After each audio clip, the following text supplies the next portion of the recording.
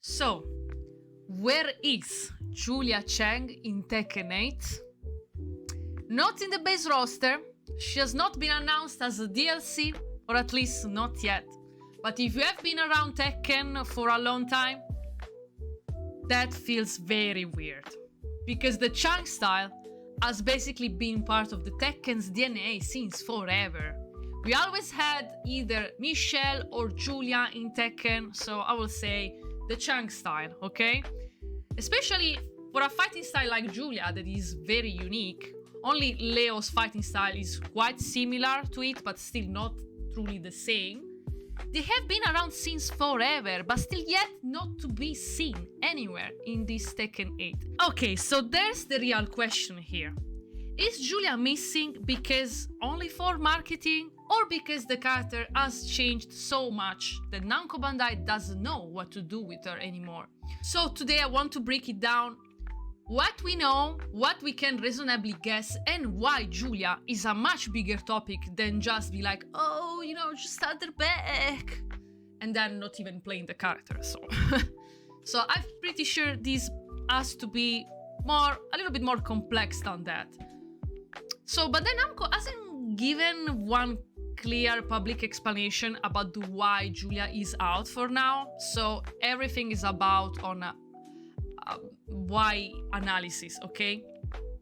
We remember that in Tekken 7 we had Julia for Season 2, which was fine. Still a bit odd to me, but still fine.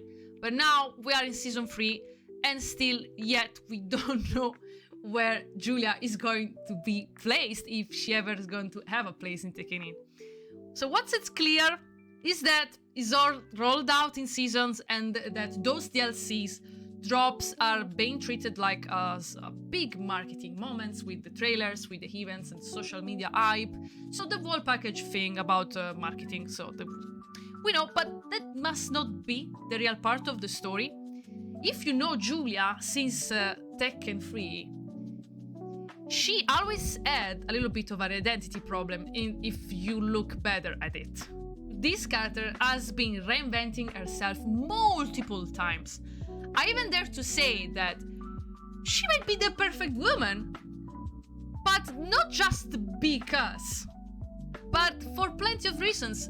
She has been a character that changed many roles, many times the appearance in the series, in a way that made her a role changed quite a bit. So she started as this determined, grounded fighter, strong, calm, confident, and then she leaned into science, environmental activism, and then later in Tekken 7 they gave her this much louder streamer, content creator angle that for many players felt a little bit odd. So even when I asked to some other players around, just everyone kind of told me the same thing.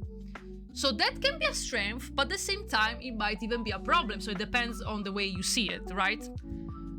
So is it this because Julia is still not yet in Tekken 8? In my opinion, that might be the reason.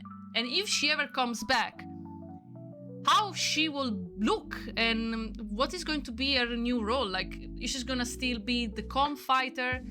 Is she either coming back as an activist, a streamer, an hybrid? She was even a wrestler. In Tekken Tag 2, she was a wrestler. Even if that is not canon, okay, I get it. But we have seen Julia doing literally everything. So I think it's a very interesting thing to talk about. I don't know which one is your favorite side of Julia, but I'm pretty sure this is one of the most iconic characters of Tekken, and that is still crazy to me that she's not there for real. The other reasons of why she's still not there. When we speak about marketing explanation, usually it means three things. So the roster slots might be limited, and they're always trying to balancing a few things like the archetypes, the styles, the story relevance, the global popularity, and if actually people are playing the character. Because one of the other reasons that we're trying to talk about the developers is that many people, they ask the characters to be back, Yet their characters' usage are very low, and this is a big thing for LeBlanc as well. That might be one fact. The DLCs most times are about spikes, so usually they're trying to create big moments. They're trying to make these DLCs trailers to be very hype, to create some buzz. And also the differentiations that matter. So if the Dew team thinks that Julia overlaps too much with other characters in a vibe or niche, they may delay her until she can return and feels like a headline, and not just because she's a legacy character, a legacy slot, not just another one. So yes, I'm pretty sure the marketing is real, but there must be something deeper than that, because they don't just pick characters, they pick the version of the characters. It can happen that your character is back, but it changes quite a bit. It doesn't really feel like the same for many reasons. So I don't think it's just an artistic reason, but they need also to please the public and what people can like. Another reason that might be why she's still not there is maybe she didn't sell very well in Tekken 7. I was trying to look out for some information about the estimated sell data for Tekken 7 DLCs, but of course the official ones, only Namco or Bandai owns it. But it seems that more or less we got some informations on the internet, and from a few sites it apparently came out that Julia is not the first, neither the last one most sold DLC. So that might be one of the reasons. It says that the performance is solid but still niche, very appreciated from pro players, good sales, but still not that big like an Armor King or like a Final Fantasy characters like we see Noctis, Armor King and Negan. Apparently they're one of the highest Kunimitsu, but I repeat again myself, so this is not 100% accurate, but it's good to give us an idea. Also, I have found this site which is kinda interesting, and didn't know about this site, but it's another source that we can look at just out of curiosity. And it says this is the estimated net revenue, which is fine, but I don't know about the marketing stuff, how much good is for them. But maybe not the best, since Kunimitsu sold much more than her.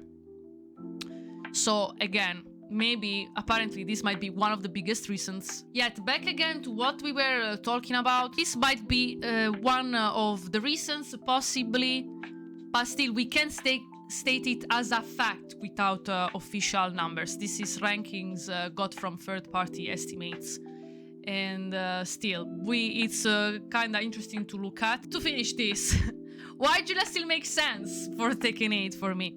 Well, Julia is not just a random legacy character. I can tell you a few points I take in consideration. So Julia represents power without being edgy.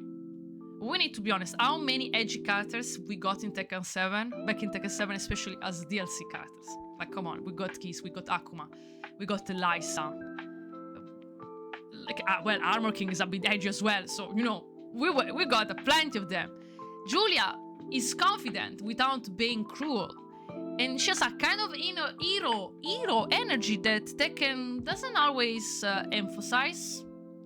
So yeah, Tekken 7, for example, leaned really hard into the edgy side, to be honest. So very straight up villain-coded characters. That can be fun, but it also tilts the emotional tone of the roster. We need a little bit of contrast, you know? Like, you can't let June, for example, let fight all alone like 7 demons. Like, that's a little bit too unfair for the way I see it. So, in my opinion, I feel like we need fighters who are resolved, strong, determined without being necessarily cruel. So Julia brings some balance, and she reminds you that you can be powerful and intense without being evil. So that's the way I see it. So everyone, when do you think Julia is ever coming back? Maybe is it like the last characters of season 3? Maybe she's going to get a new fresh look. Once again, the trasformista of the roster. It's not just the nostalgia. She's a tone fix too. We can't just have Tekken to be a demon's game, you know? So which Julia are we going to get? Classic serious Julia? A more modern one? That's less gimmicky and more grounded? I'm not very don't feel like very committed to the streamer vibe, so let's see. What do you think? Is it going to be only marketing? I think it might be a bunch of things. So marketing, identity, and also the good timing, probably. Even though I don't think we ever got a good timing for the Yachi. I might say. I don't know what you think about it. But now I want to hear from you. Ladies and gentlemen, I want to hear from you. If ever Julia comes back to Tekken 8, what version do you want? Let me know in the comments. Drop a comment below, a like. Let me know if you liked the video, and I'll see you on the next one. Ciao, ciao. Bye-bye. Have a great day. Let's see if it's Spanish. Yeah, it's Spanish mode. Time to purify.